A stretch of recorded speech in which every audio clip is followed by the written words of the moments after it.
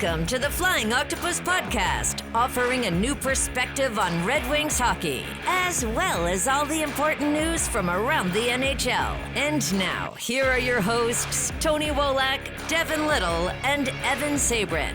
Welcome to episode 41 of the Flying Octopus Podcast. And today, guys, we have a real special guest, a personal favorite of mine, someone who was in the know in the hockey world. And we're not going to bother you today with one of my high maintenance cold opens that they're extremely annoying. So we're going to get right to our guest here.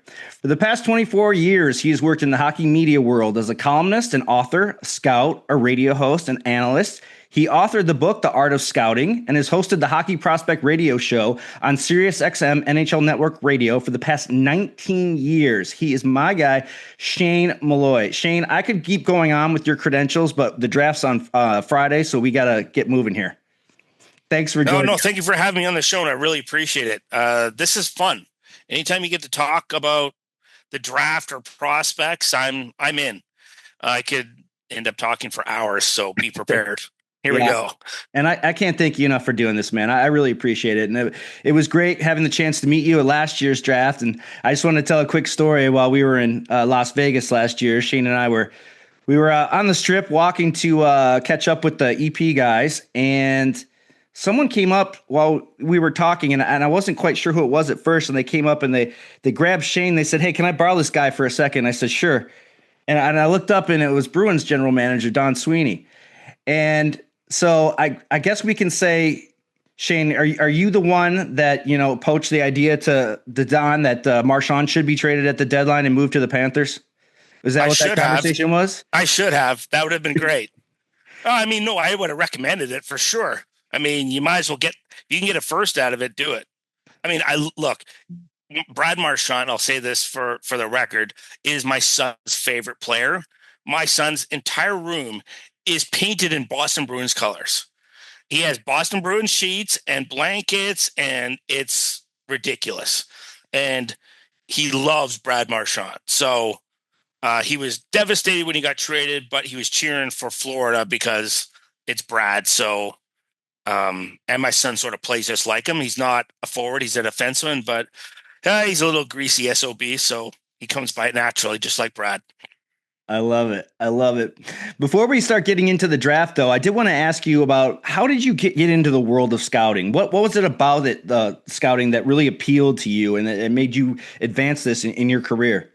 I had been writing, like on websites and things like that from kind of like 98 to about 2000. And then a guy moved next door to me, and he was a Finnish reporter. Peter, and he happened to have the NHL Media Guide. So he gave me a copy of it. And what I started doing is emailing all these people about getting a job. And I'm like, hey, I'm writing about prospects. Because it was the one place where you could get credentials to, because I live in Calgary, so I could get credentials to the Calgary Hitmen on a really unknown website. They just let anybody in because they needed coverage. So I had access to that in junior A games. And so I got this, and I kept plugging away, trying to get jobs, did some stuff with Hockey's Future way back in the day. And I finally got somebody that was willing to give me a chance. I got hired by Fox Sports in kind of 2001 range, and they wanted to do prospect coverage similar to what Baseball America had done. So they kind of wanted to build something like that in a generic way. Yep. So I started writing for them, and I had I found a group of writers that could write regionally, OHL, some Q, some USHL, some AHL stuff. And we kept writing, and we did that until, probably 2006, 2007. But in the meantime, I ended up in 2005. I met Russ Cohen in 2001 at the draft in Florida. And we were doing kind of Hockey's Future stuff. And then we end up doing a bunch of podcasts together. Now, they weren't called podcasts in the day. They were called Internet Radio. So I'm telling you how long I've been around for. Internet Radio. So we did kind of that kind of stuff about prospects. And then Russ had somebody who he knew really well to NHL head office. So we would do NHL events. So we go to like the collectibles and the draft, and we do shows from the floor, and we record it, and they put it on their website, and we started doing that stuff. And then eventually XM came into fruition in 2005. And I said, Russ, we've been talking a lot about prospects. Let's do a show on prospects. He's like, okay. Well, I don't know anybody at XM. So we contacted people at the NHL head office. They got a hold of the program director. We got his number. I called him up and said, hey, we want to do a show about prospects. He goes, okay, we'll come in and do a demo. I lived in Vancouver. Russ lived in Philly. So Russ drove all the way to Toronto, got me on the phone. We got Gus Katsaros. I don't know if you remember him. We got Gus Katsaros to come in and be a guest. We did a 20-minute segment, and Joe Thistle made a crazy decision and say, you got a show. And 2 weeks later, we had a radio show. And I'll tell you, I'll be honest, I never hosted a radio show before. I didn't go to broadcast journalism school. I didn't know how to run a board. I didn't know how to host a show. I didn't know how to run the software. I knew nothing. I called up a buddy at CKNW. He let me into the studio. I could borrow the studio, and I'd come on as a guest, and there would be no payment. So that was our trade-off. I got the tech guy 2 hours before the show, recording the first show, to show me how to run everything. I had no idea. I mean, I'm not kidding. I had no idea. I had listened to radio shows and wrote scripts out, and that's how we did the show. I didn't know what pots to use. I didn't know anything. And we started that in 2005. And then we started, like Mike Morial and Adam Kimmelman do all the prospect stuff. In the beginning, that was Russ Cohen and I did that, working for Phil Coffey. We go to the draft, and during the year and afterwards, we would do all this draft coverage and prospect coverage until they hired full-time guys. So that's how I sort of got into it. Why I got into the scouting part is in 2001, I had credentials to the Calgary Flames. Craig Button happened to be the GM at the time. I told him what I was doing for Fox Sports, and he says, well, the best thing you can do is learn how to scout. I'm like, well, how do I do that? There's no manual. There's no school. Like, how do I do that? He kind of gave me a basic template, and I'd go to games. I'm sitting in the scouts room, and I happen to sit beside Patty Janelle, longtime coach in the Western Hockey League, Flin Flon Bombers, right? Coach like Bobby Clark. And he was a scout for the St. Louis Blues, and Lauren Davies, longtime Hall of Fame scout for the Edmonton Oilers. I was talking to those guys, and I was telling them what I was doing, and I was trying to learn to scout. And they go, "Come sit beside us. Here are the rules. Can't talk during games. Yep. Like whistles and intermission, you can ask questions." So I sat beside them, and what I started doing is I never sat with the media anymore. I only sat out on the side of the rink with the scouts. And that's how I learned. So I kept doing that over and over again until I moved to Vancouver, and I did the same thing. Even when I had credentials to the NHL, I always asked the NHL to put me in the first seat beside the pro scouts. So that's who I hung out with. I hung out with scouts in the amateur and pro side. And that's how I learned. I learned by asking questions and failing a lot. I mean, I failed constantly because it's an incredibly difficult thing to learn, especially on the amateur side. I think grad school is easier than scouting, much easier. So that's how I sort of learned up until that 2005 range. And then in 2006, the draft was in Vancouver, and the media got an invitation to go to the complex of EA Sports out in Burnaby. So we all went out there, did a tour. And we got to see a demo of the game, and they fed us lunch. And I went over and talked to the producer, and I said, "Hey, who does the ratings in your game?" He goes, "Well, we do it internally, but we're looking for somebody who knows how to scout and do that." And I'm like, "I can do that for you." And I told him what I did. And he's like, "Okay." And 10 days later, I was hired. And I did that for 18 years. And then I also worked as a scout for the USHL. So I worked on their import draft for the Canadian import draft. And I just kept every game I'd go to, whether it would be, I was living in the Vancouver area, I'd go any given week, I'd go to a junior A game and a dub game, an American League game, and an NHL game all in the same week. And I'd probably go to 5-6 games a week easily for 5 years straight. And that's how I learned. You just have to go and go and go in games and learn and make mistakes. So I've probably seen over 2,500 games live, scouted across North America and Europe. I've been to Europe, I don't know, probably 20 times. Oh, geez. All across Europe. So all the different tournaments. There'd be at tournaments, 5 nations, where I'm the only non-NHL guy there. And the scouts were great to me. Like, they were all really good. Like, I'd go to the bars with them. I'd jump in their vehicle and we'd travel together. And they knew I just wouldn't say anything. I'd just keep my mouth shut. I could probably write 5 books on things I'm not allowed to say, right? Of stories and stuff that happened. I'm like, never said anything, ever. Because you can't. The minute they know that you can't be trusted, you're done. Like, it spreads like wildfire. So that's how I managed to get to this crazy point. Like, so Hockey Prospect Radio has been on air. This is our 20th season.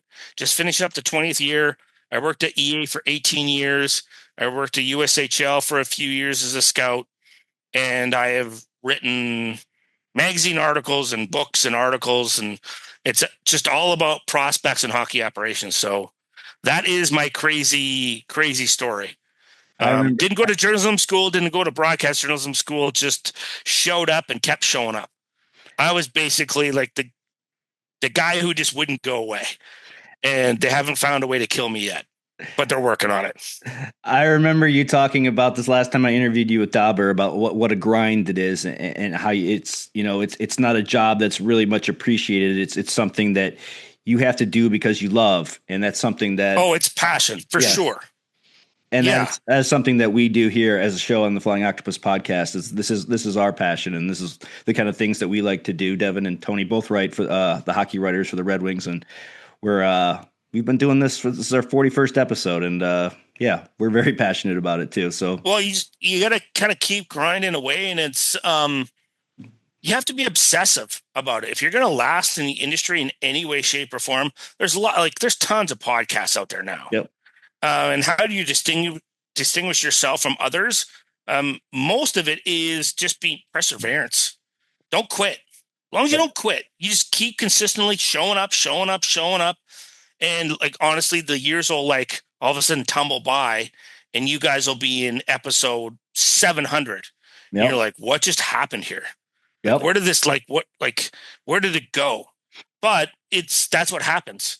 I've seen so many people come in the industry and just quit. Yep. They just, because there's not a lot of money in the industry. There really isn't. So it's really a labor of love, but you could have worse hobbies to do than sit around with your boys and talk about hockey. Right. And get a chance to go to the rink. If you get credentials to go to the rink and go watch games, if I told my 6-year-old self or 18-year-old self, this is what I'm doing for a living, I'd be stunned. This is great, right? Sign me up, right? I could go make way more money on Wall Street or Bay Street in Canada, in the financial district, but I don't want to do that. This is way more fun. Well, let's shift gears now to dive deep into the NHL Draft that's coming up this Friday on June 27th. You and Russ will be out here in LA, and hopefully I'll run into you guys. But what is this? What number draft is this for you now? 26. 26. 2000 was my first in Calgary, so this is number 26. Okay, that's a lot. Yeah, I haven't caught Bob McKenzie yet, so this was his 40th. In terms of this year's draft, I want to ask you, what do you see this draft as? Or let's say we look 5 years from now, what are we going to say about this draft? Well, initially, when I look at this draft, it's not a lack of quality, it's a lack of quantity. So in a normal draft year, my list would be about 85 is a standard year. On average, you're going to get 59 players to play 200 games or more, and that's the minimum standard. This year, I had a hard time getting to 65. I only had 50 players who I thought were going to play 200 games or more. So it's below average in terms of quantity. So there's about 8 or 9 players that would have to push their way up the chart to make that just an average draft. And it's just quantity. Because when I go through my rankings and I look through the different groupings I have, I'm like, okay, we're missing 2 players there, 2 players there, in the B plus 2 players there, in the B's 2 players there. And I keep going down the list. I'm like, okay, fine. We're missing 10 players, right? That's really, unfortunately, what it is. And it's mostly based on the program isn't as strong. The U.S. National Development Program, USHL is not as strong this year. Finland is really weak. Russia's really average. Yep. There's not much out of the Czechia or Slovakia. So it's really basically Sweden and the CHL are holding this up. So that's why, you could pick and choose, and all of a sudden you pull a couple, you could easily get 10 players out of that in a normal year. Now, 5 years from now, could that change and 8 players come out of the woodwork, 10 players? Sure. At this time, I have to make a call. And that's where I'm at that point. So that's where my cutoff was at 50. And I had a bit of a hard time getting to 50 this year. So, Shane, who are some players in this draft you think are not getting the attention they deserve, but could make a significant impact in the NHL? Milton Gastrin is somebody who doesn't really get a lot of love, but is a player that I think will end up being potentially an elite third-line center. Like, he has the size, skating ability, plays with a lot of grit, determination. What I really like about him, and he has a great B game. So off the puck, I think he takes smart angles. He knows how to stay on the hip. He knows, like, his puck battles are really good. He manages the puck intelligently. Forechecks hard.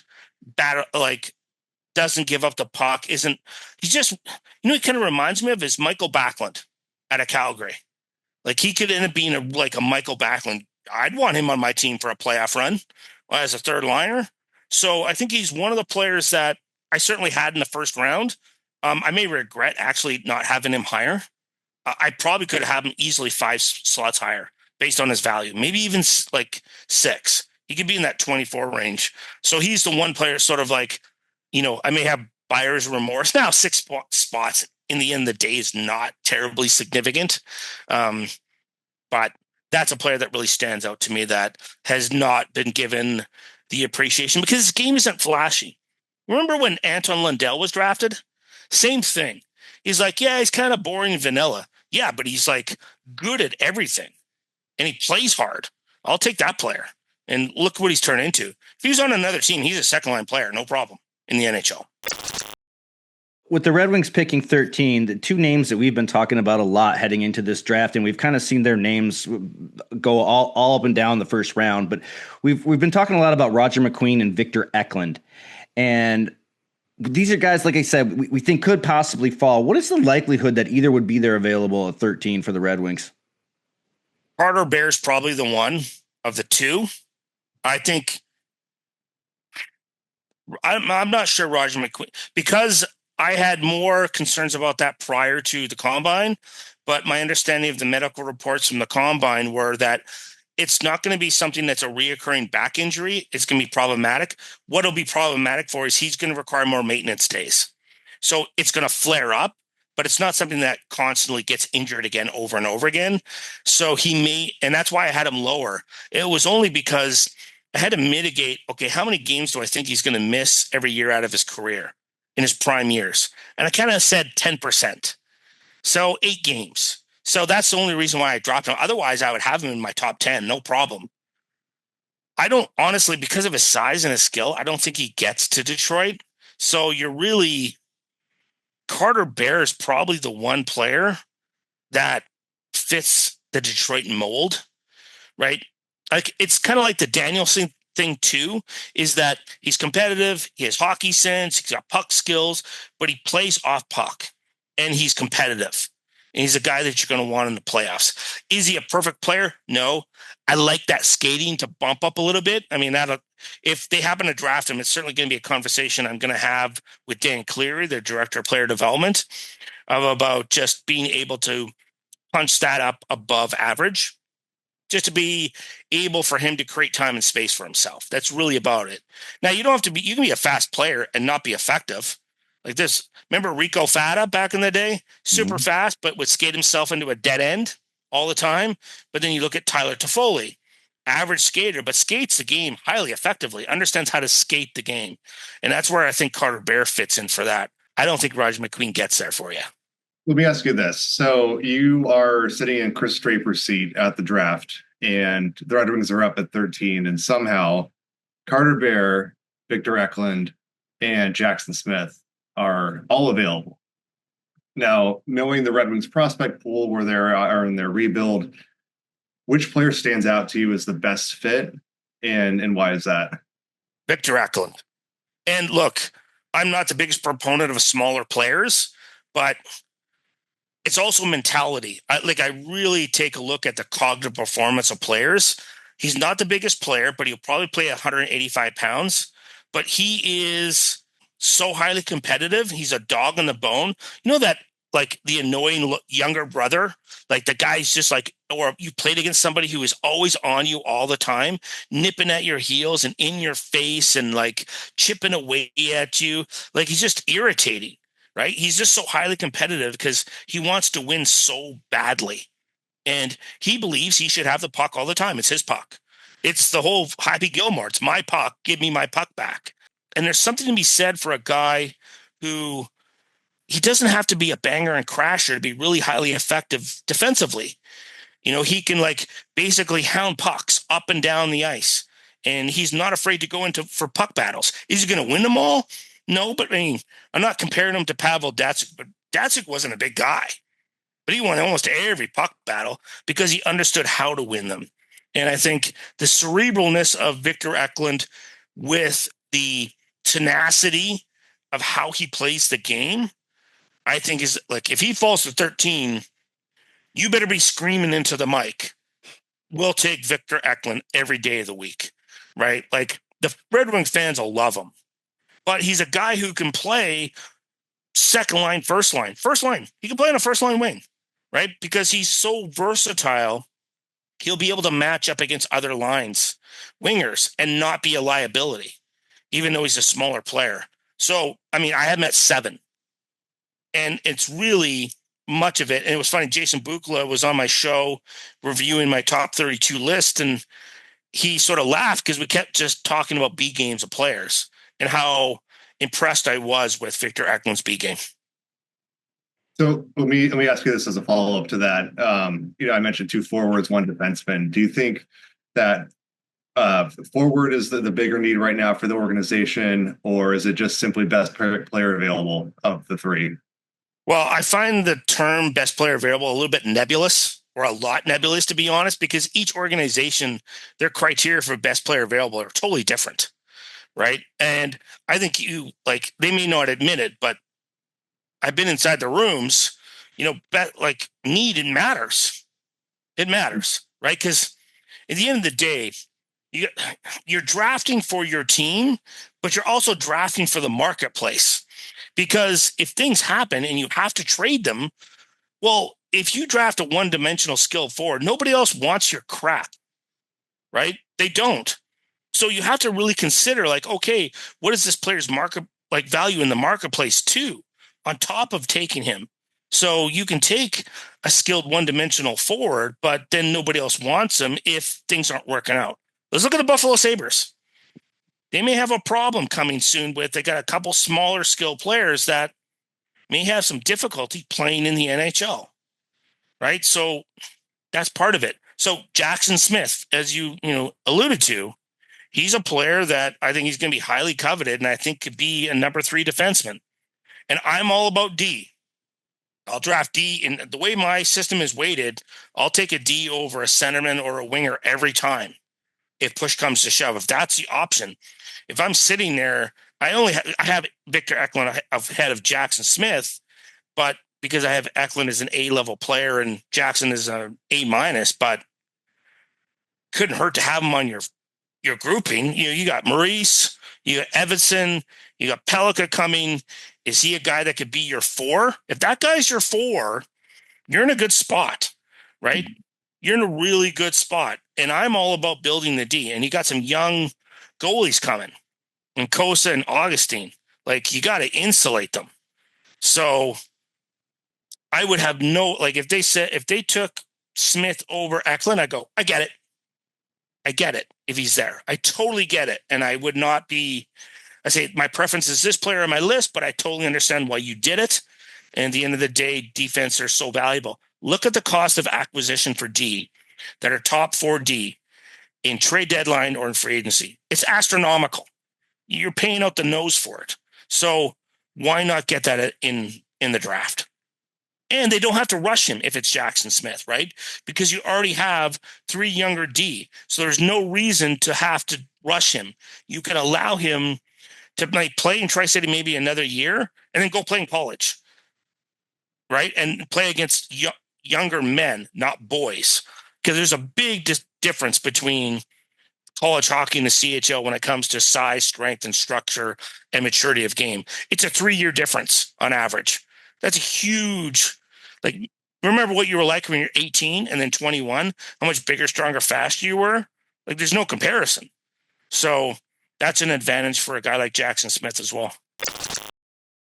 Hypothetically speaking, let's say that, maybe pick 8, 9, 10 is up. And then Gary Bettman says those words that everybody loves to hear, we have a trade to announce. And then we hear that the Red Wings have traded up into the top 10. If they were to do that, who in your mind, who are you immediately thinking, oh, they're trading up to get this guy? Trading up in the top 10 is incredibly difficult. So I got to find a team in that grouping that desperately needs more prospects. I mean, Anaheim doesn't, but if you're selecting a 13 and maybe a more appropriate slot for a defenseman, which I think they probably need more of at this point, no? Well, I mean, they certainly could take a defenseman at the spot they're in too. Sure. And Anaheim is known, I mean, with Martin Madden, to covet defensemen. And they have a great track record at drafting, developing defensemen. The best in the league. They are the best in the league at drafting, developing defensemen. So I think it would be hard-pressed to peel them out of there only because then they have the chance to pick the best defenseman behind Schaefer. And what is that? Is that Jackson Smith or is that Merkta or somebody else? Or do they move down in a few slots and get the extra second and try to squeeze? And they're going to want an early second for sure, or they're not even going to move, right? Because if you're moving up into there, I don't think they get any higher than 8th or 9th. Do they do it with Buffalo at 9? Anaheim, what do you get? Who are you going after? Brady Martin? Are you going after the Bulldog? Are you going after the Honey Badger? Right? Is that right? Or depends on how they value Merkta. But you have to go in for something specific. I think Brady Martin, I'm willing to, if I was drafting him, I'm willing to sacrifice 15 points a year and say he only gets you 65 a year and you would hope he gets 80. I'd be willing to sacrifice 15 points for what he does out his B game and what he brings to the organization. He's a Honey Badger. It doesn't matter what you think. He's dragging you into the fight, whether you like it or not. He'll change the culture of an organization by the way he plays and operates. He will not tolerate players who don't give 100%. It just changes everything. And those kind of players, they're contagious. And if I look at the Detroit Red Wings, do you have anybody like that? I don't see anybody like that. Not in the forward group. Not they don't have what I would call a bastard.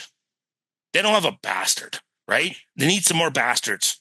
So if you're trading up, if you're scared Brady Martin's not going to be there, maybe that's it. Because you're targeting a specific type of player and a specific type of person who changes the dynamic of your entire franchise. Because there's a lot of really good players in Detroit. You look at the forward group, Brenton Nygaard, man, that guy's going to be a really good second line winger for you.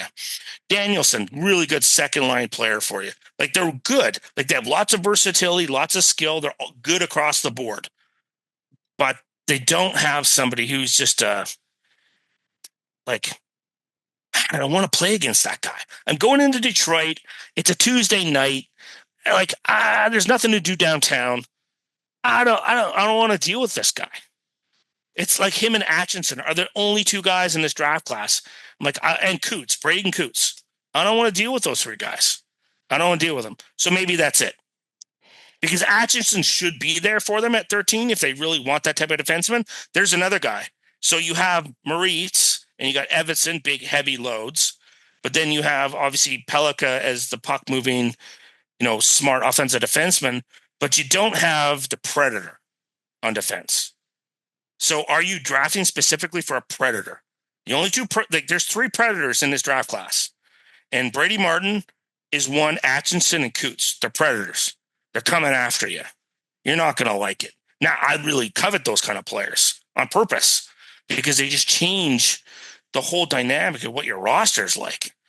Because then you can put those other guys in other positions, right? And match up Brady Martin like head to head with the first line center and just have him just chew this guy apart. Brady, your job is to eat that guy. Okay. Great, coach. Right? Like I call him the honey badger. There's nothing like there's nothing nice about that guy at all. And he comes by it honestly too. It's not contrived in any way. So if I'm the Red Wings and you have extra picks and you need that element, just go get it. You have enough. I think they have enough talent and depth in their farm system to make that happen. That's just my thoughts. So maybe I'll text Cleary later and tell him, hey, by the way, I was on a podcast and we've decided what you're going to do. Yeah, if you could drop us individually with our insights, I'd greatly appreciate that. No problem. I am a big Keyshawn Aitchison fan too, but I wanted to circle back to Murka, and you have him as your second best defenseman in this draft. What about Murka makes him stand out over the likes of Jackson Smith and Aitchison? Well, I think one of the main things is, size and skating ability. He's going to do a great job at taking away time and space. So if you look at, say, from the LA Kings success moving forward, look at all the D of the defense corps, other than Colorado. They're all big, mobile defensemen who can take away time and space. It's like going through a car wash. Arms, legs, sticks. But he moves the puck really efficiently. He's a smart player, highly adaptable, high level of learnability. So I was talking with Steve Yzerman, who is the player development in Seattle. And he does a lot of player development work, like from underages all the way up through. And he works with Seattle. And he said he was really impressed with Murka's ability to learn. So he learned the English language super quick, adapted, came over halfway through the season, adapted to a different system, different coaching staff, asked him to do different things, different teammates, and just adapted. And then learned all these new things and started to thrive. And he's 6'6". So he's going to be probably 220 pounds. So if hypothetically he goes to Detroit, think about how big that D-core is. Maurice, Murka, Edvinsson, my God. It's like being beaten by a trio of trolls. You know the three trolls in The Hobbit? That's what you got. Three trolls. Like, how do you get past that? Like, you have to deal with that every time. And then you get a little sneaky SOB in Pelika buzzing around, right? It would be a formidable top four, which any way you want to do that. Yeah, we did want to touch on Sandy Pelika and what you think his ceiling will be in the NHL.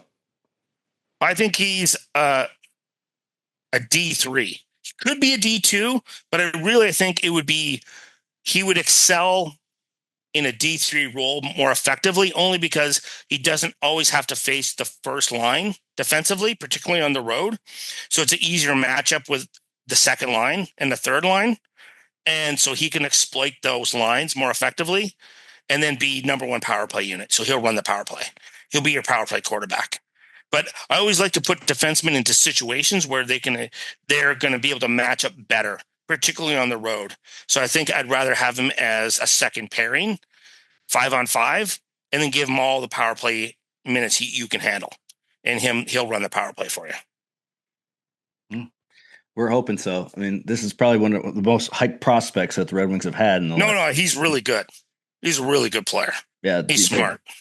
People are salivating over him coming into the league and hopefully helping the Detroit Blue Line. His defense has been an issue for this team for the past several seasons and then some. We wanted to talk about overall strategy or players in the draft as far as who do you think is the best playmaker in this draft? Misa and O'Brien are the two best playmakers. Yeah. O'Brien reminds me a lot of, and it's more, I use player styles as comparables, not because that sometimes gets confusing, but he's very much like Mark Savard. He is a pure passer. pure passer. Now he's a little bit taller than obviously Mark, but Jake O'Brien will probably fill out at 200 pounds, 6'2", but he needs somebody on the wall that's going to like do some of the dirty work for him and a sniper. And he could rip up 65, 70 assists in a year. He's that prolific as a passer. He's that good. And I think his skating is going to get better because of strength. There's a strength issue there that, he's got to move around the ice a little bit more effectively, and that'll come with time.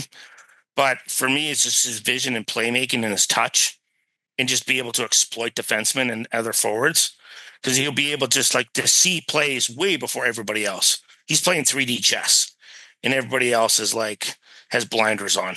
He's that good as a playmaker, but you got to be patient with him. So if you draft him, he isn't coming right away. I think he should go back to the Ontario Hockey League and probably do a year in college and then come out. I don't like kids coming in to the American League as 20-year-olds. I think in some cases it's a death sentence for them. The American League is a meat grinder. So that's why I like this opportunity for players to come out of the CHL and play in college hockey. And it's going to become way more prolific in the next year and the year after that. A lot of kids you'll see that get drafted at the CHL will not sign their entry-level deal because they don't want to lose their NCAA eligibility. So it'll expand their development time before they go in the American League. I'd rather see you go in as a 21-year-old. I don't care if you're first-round pick. I don't care. I don't care if you're drafted 13th overall by Detroit. I'd rather you not get into the American League till you're 21. It's just, it's too hard. Like, how many kids have you guys seen come through the American Hockey League and just get chewed apart? It's not conducive because they're still in the experimentation phase of their brain development. And they need to require that. And if you throw them into the deep end of the pool in the American League, they get into survival mode and they never recover those habits again. They change their habits to survive. And then you never get the player that you thought you were going to draft. They end up being a small, they go closer to the floor than ever to the ceiling of what they were. Yeah, it's such a huge jump because now you're playing against real men. So yeah, who don't care that you're a first round pick or a second round pick. They don't care. They don't care in your team either, right? Because they're also fighting for a job. Now, they're not going to be a total douche to you, but they're also they have their own problems to worry about to get back to the NHL. And every other team could care less at your first round pick. They're more likely to target you than that. So keep them out of there. Have them go play in college for a year. Go play with some 21, 22-year-olds. Go play in the NCHC. It's a heavier structured, meaner conference. Go play there. They're all 22 on average anyway. And learn to play against some young men before you have to go play against the real men in the American League. So let me ask you about some of the later rounds here. So over the last, 5 years, mainly since Yzerman took over and Draper elevated to a more prominent position, there's definitely been a Red Wings type, like the DNA that they speak about, the high motor, high compete, high IQ type of player. When you're looking at the middle rounds, the players not as skilled, but like you've talked about, they have a strong B game. Which players jump out as these are Red Wings guys? One player that I had in mind was Milton Gastrin, and I'm glad you brought him up. I don't think he'll make it to number 44 where the Red Wings have their second round. Not a chance. Yeah, not a chance. He to me screams I have Red Wings DNA, just he's not in the right slot unless the Red Wings want to trade back or trade up to get him. But moving into the second, third round, who are those guys that come to mind? Well, third round on average has about a 24.5% chance of playing 200 games. You get into the fourth, seventh rounds, and that starts to drop like a rock. The average in the salary cap era to play 200 games coming out of the fourth to seventh rounds, because I want to be able to preface the difference. On average, in those 4 rounds, it's 17 players. That's it in 4 rounds to play 200 games. That's it. Not many. So that's where targeting specifically, I think, is really important. I've gone back and looked at and broken down the types of players in the 4th to 7th rounds that actually make it. So what's their position? What's their playing style, which is really, really important. Where did they play? And the reason why I say that is, say if you're looking at a defenseman, how much do they actually have to improve to actually fulfill what they need to do to play at that level, right? Comparative to this more, a smaller skilled forward that maybe has this high ceiling, but God, he's got a long way to go to make it. The sort of the Adam Bennick, Cameron Schmitz of the world, right? I sort of leave those guys out of the way. So you're kind of looking at, if you're in the third rounds, you're kind of looking at a guy like maybe Jacob Rombach, big defenseman that can play on a third pair. Kurban Limitov out of Russia, another bigger, lanky, probably third pairing D. There's honestly, once you get past into 30, 33, 34 maybe, it's all into third liners and 5 and 6 defensemen. So if you guys have any expectations of being better than that, I would remove that. Maybe Carter Amico in that second, third round because of injury. Maybe he might slide. He's a mean piece of business too. But then you're getting into guys because all of them have flaws in here. Eddie Gornborg, Vaclav Nestoril, big wingers that can go up and down the wing on a third line, right? Playoff style wingers. A coach loves nothing more than a big winger that can go up and down north-south and can grind out wingers and go to the net and do the dirty work and wear down defensemen and wear down forwards. That's kind of what's in that range. Because this draft class, if we're talking about fourth rounds and beyond, you kind of look Matthew Gard, Hayden Pakinis, Conrad Fondrick, Ethan Zada, right? Those are kind of the Red Wing kind of players, guys that'll play in the third and fourth line and kill penalties and grind and be a general pain in the ass, but are smart defensively. You got to be smart off the puck. Look, their director of player development is Dan Cleary. He doesn't tolerate players who can't play off the puck, right? And he's pretty blunt about it too. I give him credit. He doesn't mince words when it comes to his prospects that don't play that way, right? Because that's how he had to adapt. So, and he understands what it takes to win. So those are kind of the names. Players you want to avoid: Jacob Wozniak, Cameron Schmidt, Adam Bennick, Ivan Rabakin, Nathan Benn. Those are not Detroit Red Wings players.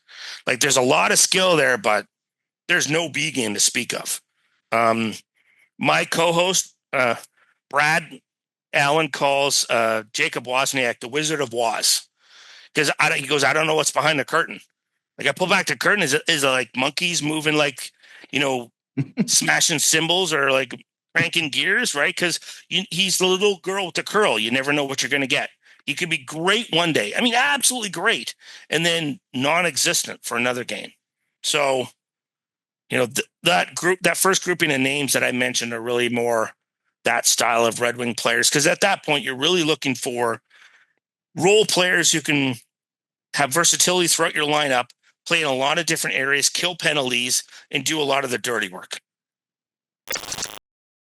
Piggybacking off of Tony's question, he's right. The Red Wings have targeted very similar players, you might say, over the last few years. And it's kind of created a polarizing effect on people. Some people see it as a reason why they still support Steve Yzerman in his role as general manager. Others think the Red Wings constantly leave talent on the table whenever they're drafting. And to some extent, maybe it gets a little monotonous when you head into a draft and you almost already know who the Red Wings are going to pick, because there's just that player that's yep, that's who they're going to take. That was Brent Steg-Nygaard last year. I'm curious, what do you make of the Red Wings draft strategy? Do you think it's a good strategy? Do you think what would be your critique of it if you have any? Where I think potential weaknesses is me and it being in the second round. If you look at how many players actually can be pulled out of that second round, there's a balance between taking skill and taking guys that'll play. So I know they're really high on Max Plant. I'm worried about his skating, right? So that on one camp, okay, a skilled guy, right? We're adding skill, but there's only so many jobs in the top 6.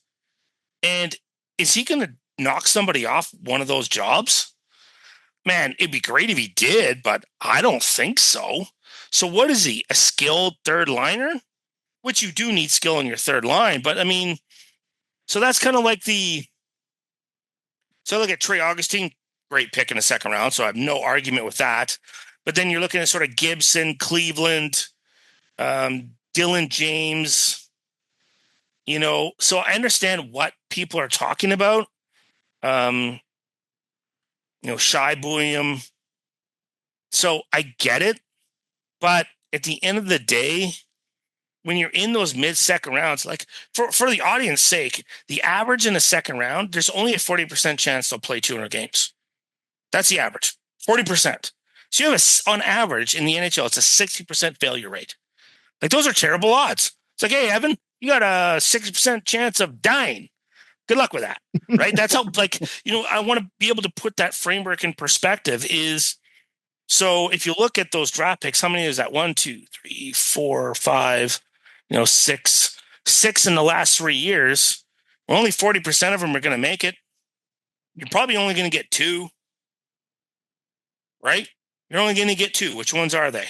So that's pretty much standard across the board. I don't want to say I'm risk averse, but I just rather find a player in that second round, third round that can play a tweener. If you're going to find a forward, I want a tweener. So he's like a second and third liner, right? Can move up and down the lineup and move around the lineup and has versatility because he can play around the lineup, but also in situations. That's really what you're going to need. If you look at all the NHL rosters out there, the majority of the players that are on the first and second line, majority of them are all first round picks. Right? You might get an early second. The second, it happens, but it's not often. So I can't really bitch at them about it, but they are a little bit more conservative. They pretty much, in some ways, they don't exactly draft like me, but in some ways they do. Max Plant wouldn't have been my choice there. Brady Cleveland probably wouldn't have been my choice there because of Andrew Gibson. The other thing to put into perspective is drafting, like for a player to actually play and contribute, it's draft plus 5, draft plus 6, sometimes draft plus 7. So like the farther you go down the road, so you get into the second round, 95% of them are draft plus 5. 95%. You're waiting 5 years for them just to play games. So, and then beyond that, it could be draft plus 6, draft plus 7. It's just that's the historical average. So we're very much like baseball. And the ones that hit, everybody loves to point at the outlier. Oh, see, that happened. Okay, great. 1 out of 60 players did that. Like, okay, go to the casino. Good luck with that. Casino's taking your money. Like, I'm not trying to completely defend them, but I understand the position they're in. And, I used to I had interesting conversations with Jarmo Kekalainen about that all the time. It's just like, yeah, I'll draft him and I'll see him in 6 years. Maybe sooner if we get lucky, but it's probably 5 years from now. Whatever. It is what it is. So I hate to tell you this, but it is what it is. Like you're waiting 5 years for most of those players. And they're probably going to be boring picks.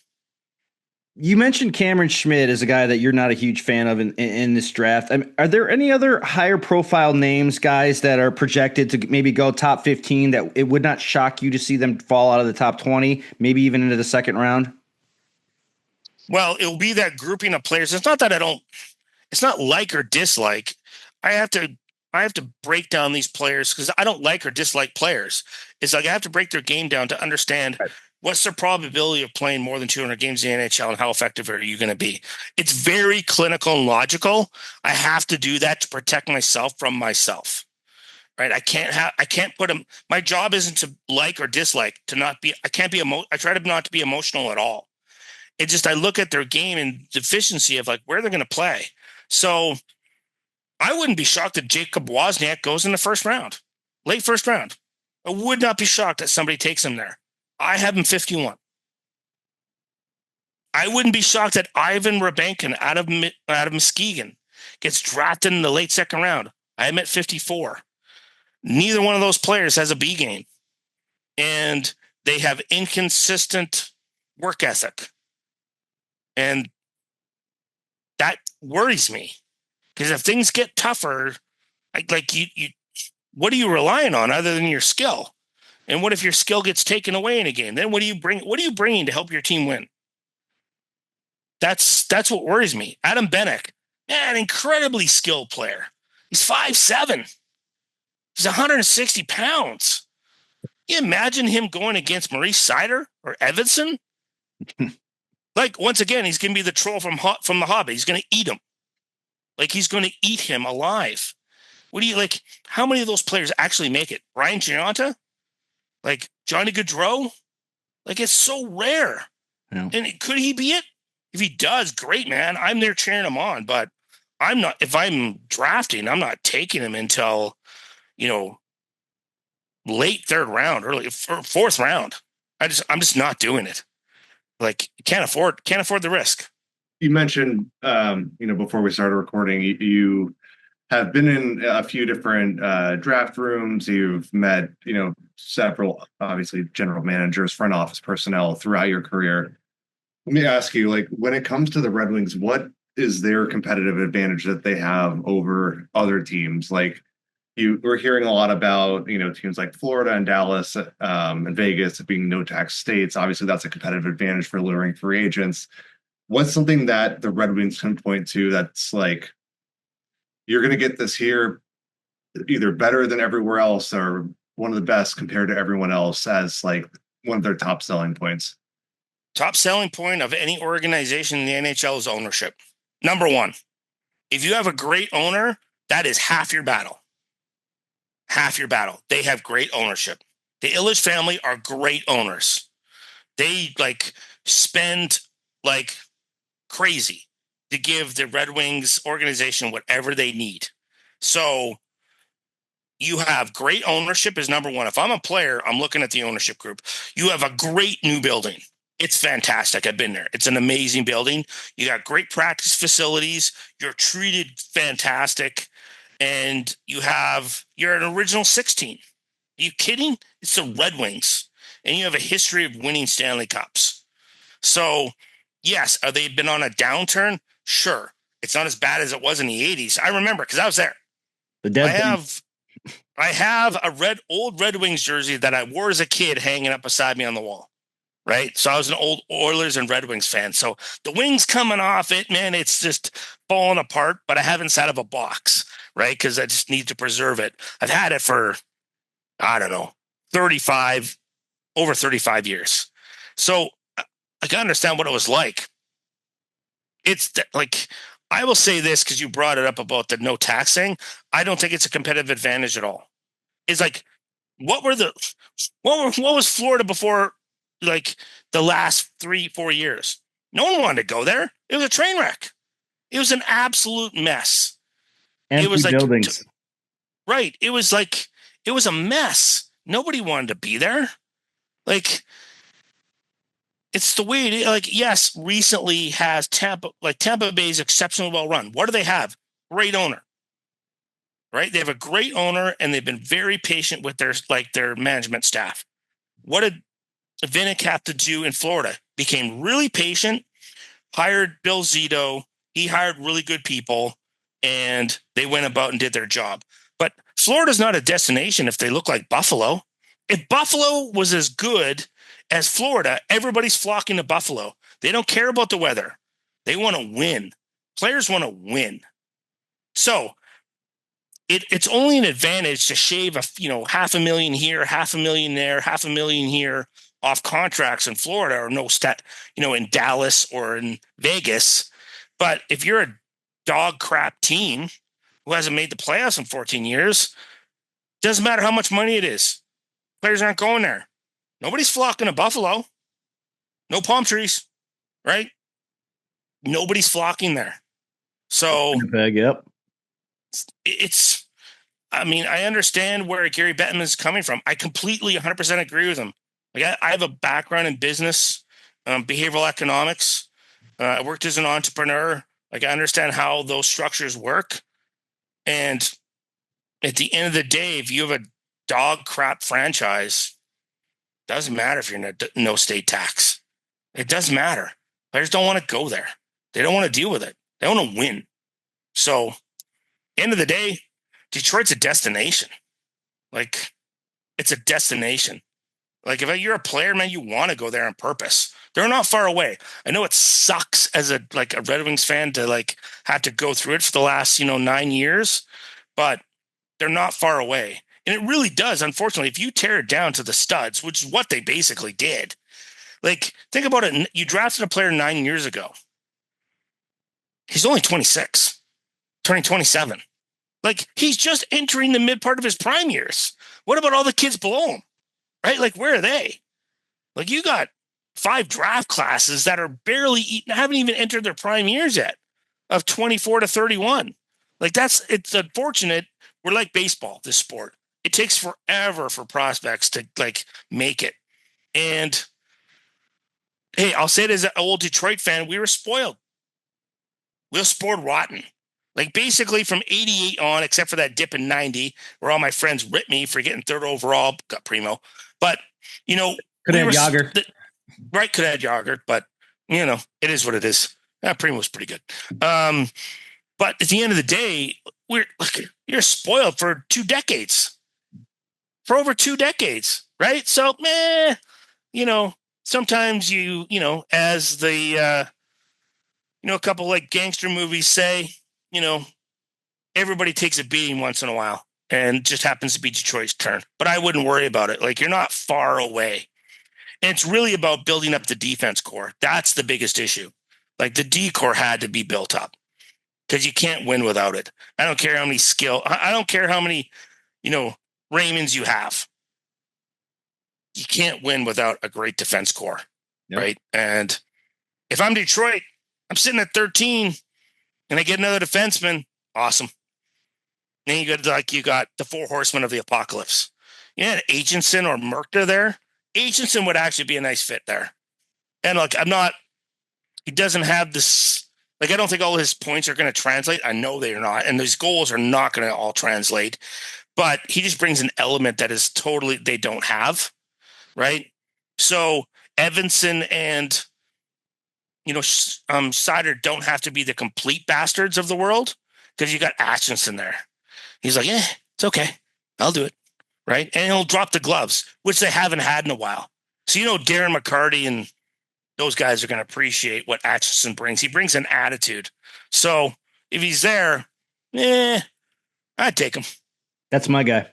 Let's talk about that for a sec. So if you're building up the organization and it's, you're at the draft table, you've gone through all the prep, leading up to that. And obviously this is like over several years, you're watching these players. Who has the most sway when it comes to selecting players, or who should have the most sway? Is it the general manager, the director of amateur scouting? Who is it? Should always be the director of amateur scouting.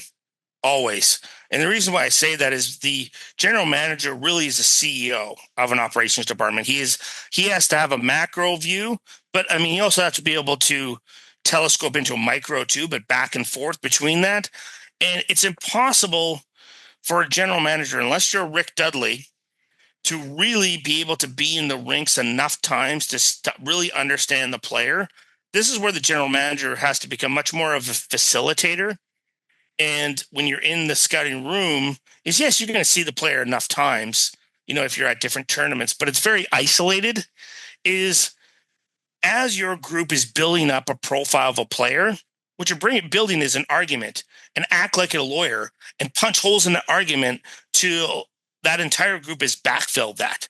So you're comfortable about understanding what this player is and what he's going to bring. I'll use an example of what I mean by that is I ended up talking to Dean Lombardi when he was the GM in LA, and he's a lawyer by trade. And one of the things he had said to me, and it's public knowledge, so it's okay that I say this, because actually I wrote an academic article on it, a paper about it on strategic leadership. And what he did was he put himself into the position, and he was dictating who they were going to take in the first round. And it blew up in his face once. And then the following year, it blew up in his face again. And he's like, oh, okay, twice is enough. This is ridiculous. And what he had said to me, he goes, what I forgot to realize is I'm a lawyer by trade. What's my job? Is to facilitate conversations and to punch holes in arguments and build arguments. So I got away from what I'm best at. And that's really what a GM really needs to do. I've sat in amateur meeting rooms before. I've worked with the USHL. Doug Christensen, who's the commissioner of ECAC, was my boss. And it's really, I think, from my perspective, is I look at it, I always see the world through the lens of business. And I see a GM as a CEO. And you have to hire your people to do their job. But that doesn't mean you're not in the conversation and asking why questions and how questions. Why? Why is he here? What is he different from this player? What's the attributes? What's he going to bring to the table?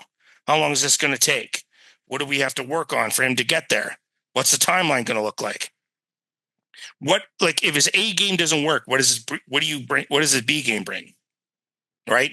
All those kind of conversations. So at the end of the day, I know the GMs have, a first round pick comes with a lot of cachet and a lot of backlash if it doesn't go right. So I understand they have to have a position in the room and ensure that everybody does their job correctly. But at the end of the day, man, if I'm a GM, I'm getting out of the way. I'm letting my director of amateur scouting, or if it's your AGM that's running the draft, they run the draft and get out of the way. Sometimes you're more harm than good. Like I go to the top prospects game, or they did the CHL USA game this year, and the directors of amateur scouting, the AGMs that run drafts, they hate when their GM comes. They just tell them don't show up, stay away, because they're just more harm than good. Because they'll see a guy go, oh, I really like that guy. I'm like, no, like you haven't seen him 15 times this year. Like he's not what you think he is. So that's my story of that. I think there's a story I think I read something recently about Jim Benning over in Vancouver, who kind of got in the way of his own process and was a GM that kind of superseded his. Because he was an old scout, scouting. Right?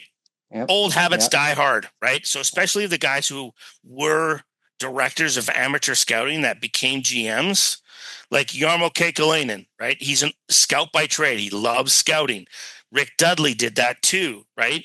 And what happens is you can be your own worst enemy, right? Like, as my wife likes to say, man, you're your biggest problem. You got to look in the mirror, Shane, right? You're your biggest problem. Get out of your own way. So that's why I built performance management systems for myself and built in safeguards. Like, so my draft list, how it comes together is I have all these gradings and weightings of players based on playing style and attributes and positions. And then it actually does an automated list for me and it spits it out, but it only puts it into ranges. So what it does is I built in safeguards and I can move the player around the range, but I can't move them above or move them below because I had to protect myself from, my own personal biases. I had biases about power forwards. So I had to change the weighting of that so I didn't overweight them, because I've actually caught myself in the past of like totally screwing up my list because of it. Of like, they're just too high on that list. So, teams do similar things. I'm probably a little bit more obsessive in that because I'm one person. Comes from working on the EA player ratings. So that's part of it as well, is just being so obsessive about making sure that it's as accurate as possible. You don't want to have perfection because perfection screws everything up. Like, there's a point where good is good enough, right? And that's where like people will chase. It's the 80-20 rule. I use that a lot, is because I automate a lot of stuff. It helps me get through the 80% of the scouting part. So it allows me for the 20% to really focus on the context and nuance of the player. And I really try to look for behavioral habits and what they do on and off the ice and how they react to stressful situations and try to apply that back. It's the best way I found for myself to sort of figure those things out. And I'm sure I'll screw up part of this list that I have this year. I'm already looking at the list already going, what did I do wrong? Is there something wrong here? Did I miss something? And I always have a couple, right? And I have a couple buddies that work in the NHL and they'll come back and go, told you about this guy, right? It's all good. I don't mind getting smacked around too. It's good for your ego.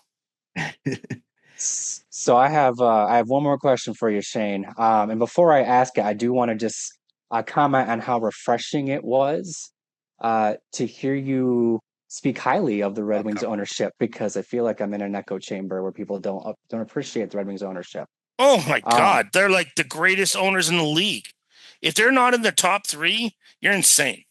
Like if you list them out, like what they've done to the community, what they've done with the team, how much money they spend, like it's like carte blanche. I'd love to work for Detroit, for the Ilitch family. That's anybody in the league would want to work for Detroit. Like anybody who criticizes them, they're crazy. Like, I don't know. My actual question here is: we hear this topic a lot around draft season. Some folks really place a premium on size. Others don't necessarily see it as that big of a deal. I'm curious, in your own opinion, just how important size is to you when you're evaluating a prospect. Size matters. Like it is weighted heavier than maybe some other people do, because this is what I've done. I had to go back and look. I like going back and doing research on history and tendencies and how people make decisions from a individual team standpoint, but also from a marketplace. And if you look back at, say, since the salary cap era, what do teams do in free agency? What kind of players do they covet?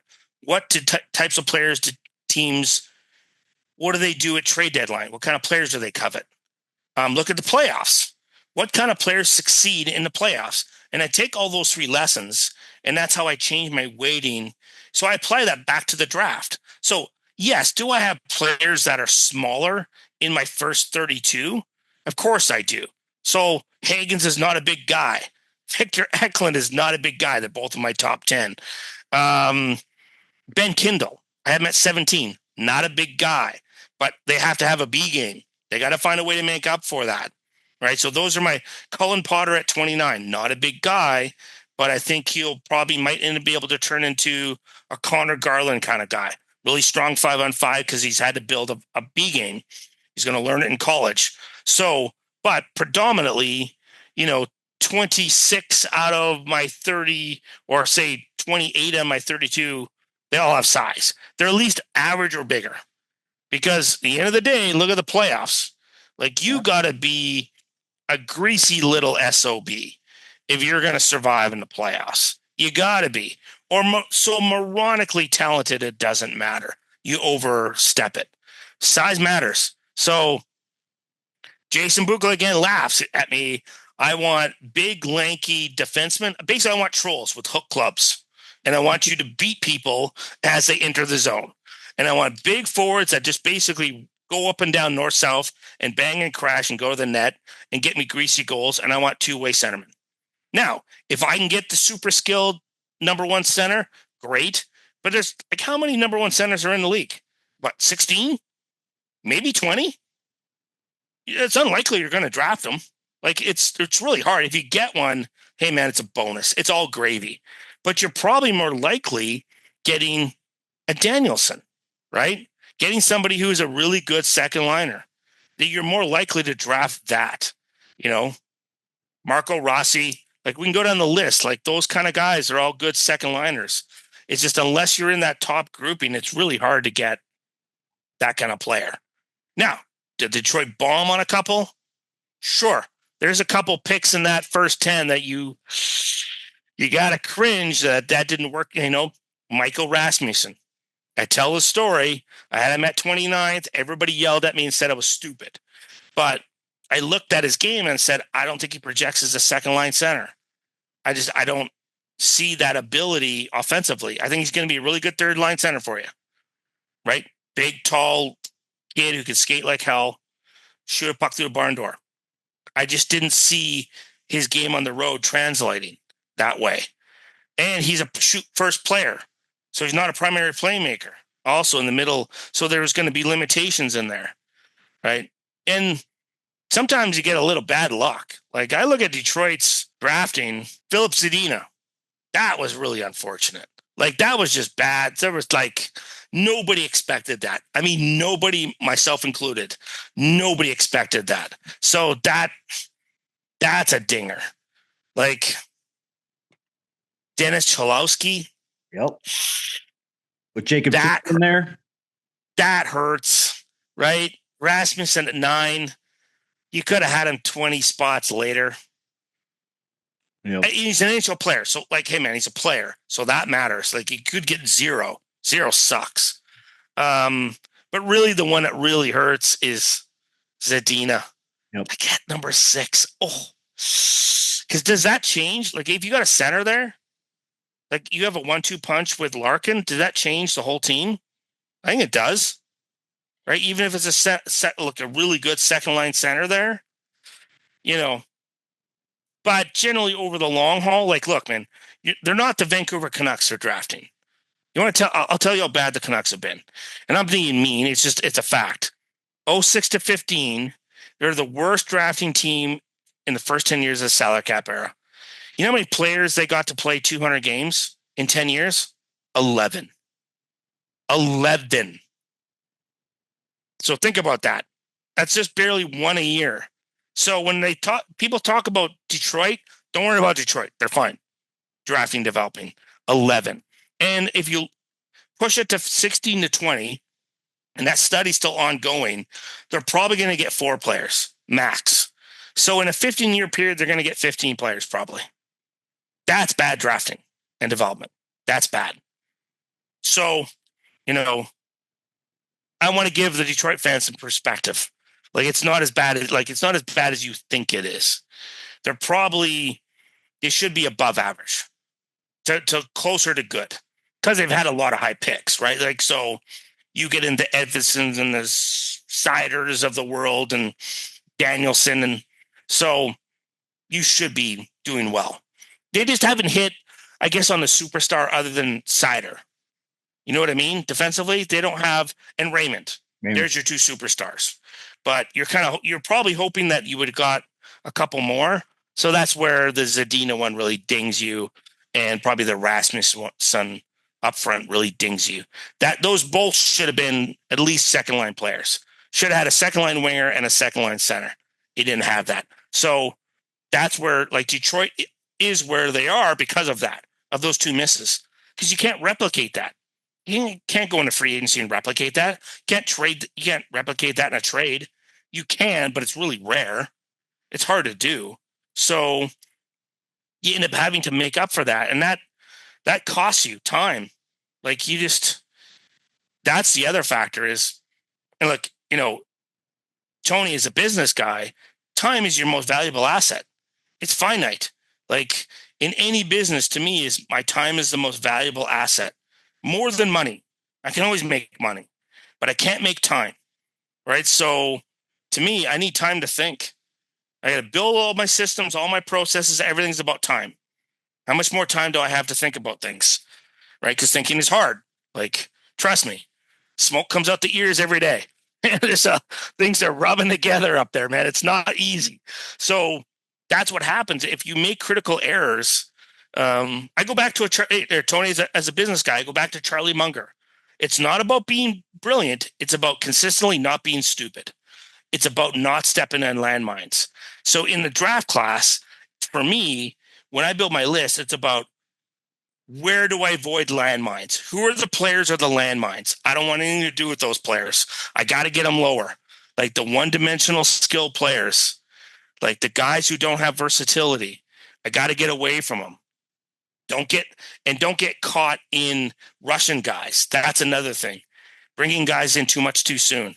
How many times have we seen that? Like, put them in the NHL as a 19-year-old. They're not ready. Mentally, emotionally, they're not ready. And it just screws them up. And that's like, yeah, you have outliers, but for the most part, 90% of them are not ready. So for me, it's just like, I try to avoid the critical errors and I don't want to rush my players. Like, basically, I'm old school Detroit. Like, I would, now that things are changing, the landscape changing, you're pulling a kid out of the CHL or maybe they're going to college already. I'm leaving them in there till they're 21. And then I'm putting them into the American League. Like, this is where you need to be. Like, unless you can prove otherwise, you come in and steal a spot, you bully your way into the lineup, that might be different. But even then, I'm like freaking out. How many 19-year-olds have we seen gets screwed up. Yep. Too much too soon. Yep. It's a laundry list. I mean, Chicago may have done it in the past, just recently with Kevin Korchinski. He may not make his ceiling because of it. Right. And I think I thought he'd be a really good player, and I liked him at that choice. But there's no way if I was the GM in Chicago that I'm putting that kid in the NHL at 19. Not a chance. Mm. No way. And that's why they're so, like, in Detroit, they were so hesitant about Evansson. I heard the cries. I heard everybody freaking out, man. This big, basically he looks like Shrek, right? He's Shrek with a stick, right? Let's get Shrek in there. And I'm like, nope, keep him out of there. And I had people yelling at me. Nope, I don't care. He shouldn't come in till like minimum 20, right? Because you're just going to mess him up. Yep. Right? Because he gets into survival mode. And then all the things that he should be, he won't be, because what you've done is change all his habits. Then he changes his behavior. And then you got to go back and reconstruct all those habits again. And you might not be able to do it. You may have wrecked them. So, like, I think you can learn from your own mistakes, but you can also learn from other people's mistakes too. And I try to really do that because, like, I'm just not that smart. I'm just not smart enough to do that, right? I'm not like Elon Musk or some crazy genius, right? Like, I have to, as my prof calls me, I'm the third line grinder of the academic world. So I might be done in another year to finish my PhD because, nope, you're a grinder. Just keep grinding, right? Like, try to get out of your own way. Speaking of time, man, we're running out of time. And Shane, I can't thank you enough for how much time you gave us today. This was absolutely amazing. The stories that you tell are just, they're fascinating to me. I thank you so much for joining us on this show. Tell our listeners more where we can find you. I know I mentioned XM, NHL Radio, but where else can we find your work? Primarily it's going to be on NHL Network Radio. So it's SiriusXM, Hockey Prospect Radio. So if you have SiriusXM, all the draft shows will be on the SiriusXM app. So we did 3 shows profiling 24 prospects, 10 minutes each player. And then we did 4 draft preview shows. So altogether we did 14 hours of draft review. So it's a little bit less than last year. Last year we did 16.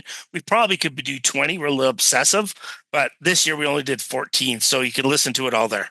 And you can find me on Twitter, X. So on HB Radio or at Shane Malloy, you can find me there. And we were your 5th show today? Let's see. Hold on. Today is 1, 2, 3. You're my 4th show today. Yeah. Happy to do it though. Anytime. Look, I was in your guys' shoes when I first started, and people like got me on their radio shows, and I got to be a guest and get my name out there and get better at my craft. So I'm always happy to do that for the guys who have a new podcast. Thank you so much. I'm looking forward to the draft this week in LA, and hopefully I will get to catch up with you and buy. Yeah, we'll have some adult beverages. Yep. Absolutely. But tell Don Sweeney to stay away this time. I don't like him interrupting me, but it's all good. I'll do it. But he won't be there. He'll be in Boston. So that's right. It's a decentralized draft. I completely forgot about that. So yeah, don't have to worry about big old Don this time. But once again, thanks for watching episode 41 of the Flying Octopus Podcast. Shane, amazing times. Thank you very much. We will be back this week with our mock draft between me, Tony, and Devin. And we have a lot more content coming as I'll be present at the draft this week. So stay tuned. A lot more coming from the Flying Octopus, and we'll see you soon. Thanks for watching. Thanks for listening to the Flying Octopus Podcast. Follow us on YouTube at the Flying Octopus channel and Twitter